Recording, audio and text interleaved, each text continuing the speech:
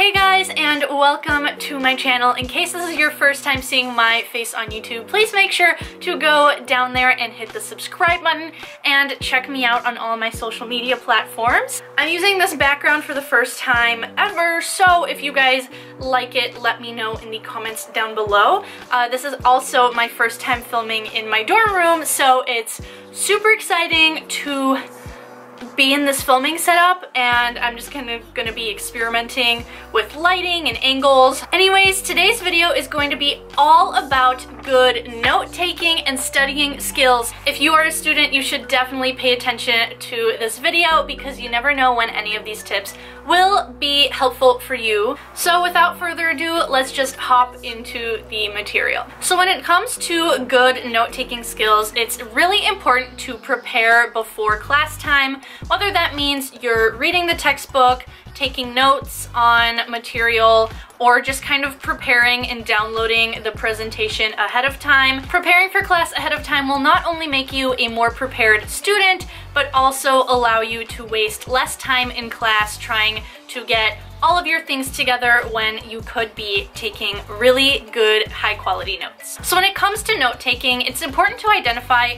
what type of note-taking works best for you and the class that you're in. Different classes require different note-taking methods, so it's important to identify early on what it is in that class that works for you. Whether it's writing on pen and paper, typing on your laptop, or following along on a printout of the PowerPoint, really you just kind of have to go with whatever method works for you. I have some friends who actually benefit from sitting in class and absorbing information and waiting to take notes until afterwards, and some of my other friends also recommend taking like really scribbly notes during lecture, and then when you go back to your dorm room or to your study space afterwards, you can rewrite your notes to be more eligible and look nicer, and that way you'll just be absorbing the material once again. One of my biggest tips is to make sure that your notes are neat and legible. Color coding can be super helpful when it comes to kind of organizing your notes, but make sure you don't go crazy on the colors. You want to make sure that you're spending time in lecture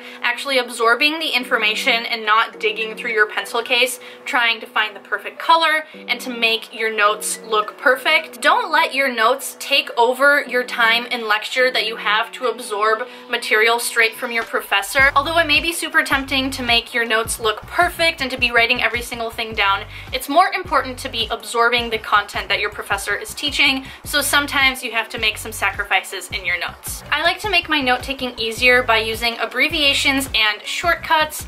I kind of just made my own, but here are some of the ones that I use personally and could possibly help you in your note-taking. As a super visual person, I always like to reference tables and graphs from my textbooks and draw them out in my notes, just because that is one of the better ways that I learn as a visual learner. But if you are someone who is more verbally centered, then writing out a bunch of definitions in your notes might be more beneficial to you. This is just a page out of my microeconomics notes from last semester, but as you can see, I tried to make them super neat and bubble different phrases that maybe were separate from the rest of my notes, and use color coordination when it came to the graphs. And I also underlined and highlighted key phrases like vocab words or important definitions. Just like different note-taking methods work in different classes, the same thing goes for studying. Studying for exams might look different depending on the type of classes that you're in. I myself am a biomedical sciences major and a business administration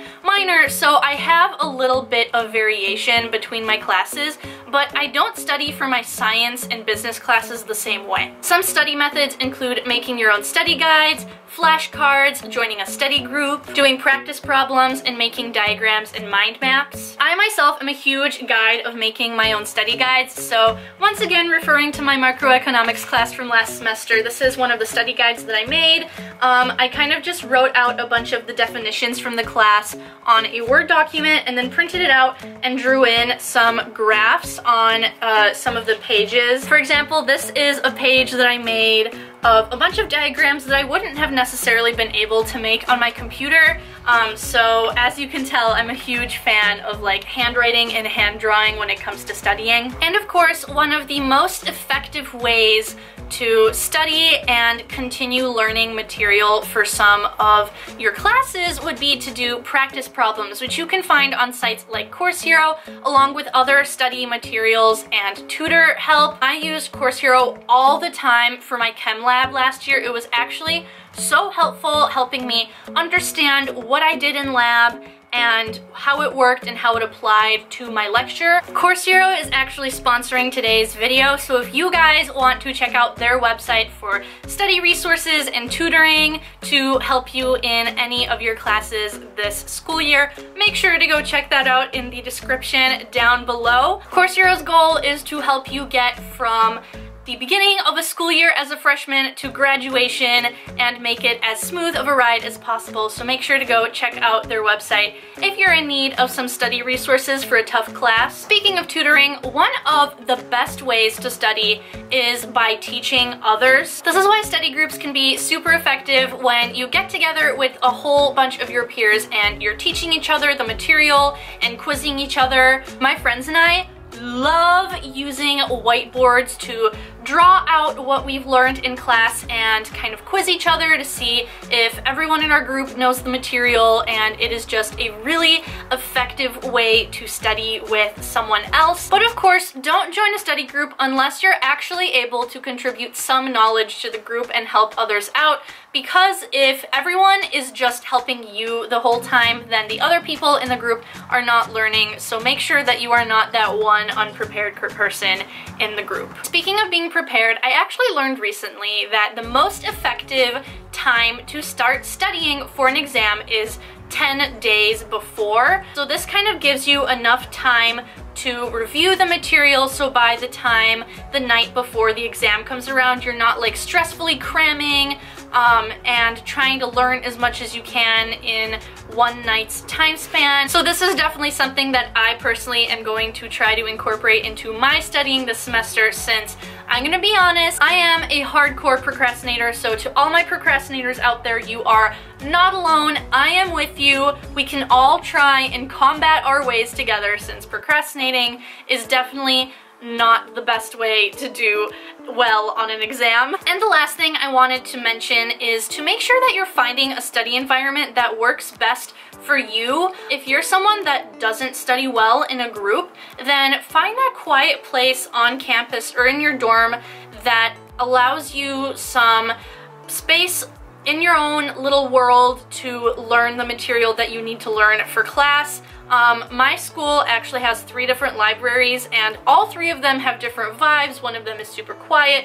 one of them is super social, so the students here are always kind of picking and choosing between the 3 as to what works best for them. If you don't like studying in the library, you could try studying at coffee shops, in study rooms, or even in academic buildings on campus. At my school, you can get into pretty much any academic building by swiping your ID, and they usually have tables throughout the hallways that you can set up and study at with a friend or on your own. And last but not least, make sure that you are saving materials from previous semesters and previous years, especially if you are going to be building on those base materials throughout the next few years. And once again, Course Hero is a great resource for this, because they have a whole bunch of study resources that you could use from past classes that you've taken to kind of build on that material. They have study resources from hundreds of different types of classes, so you can look up study materials for a class you've taken in the past and use those materials to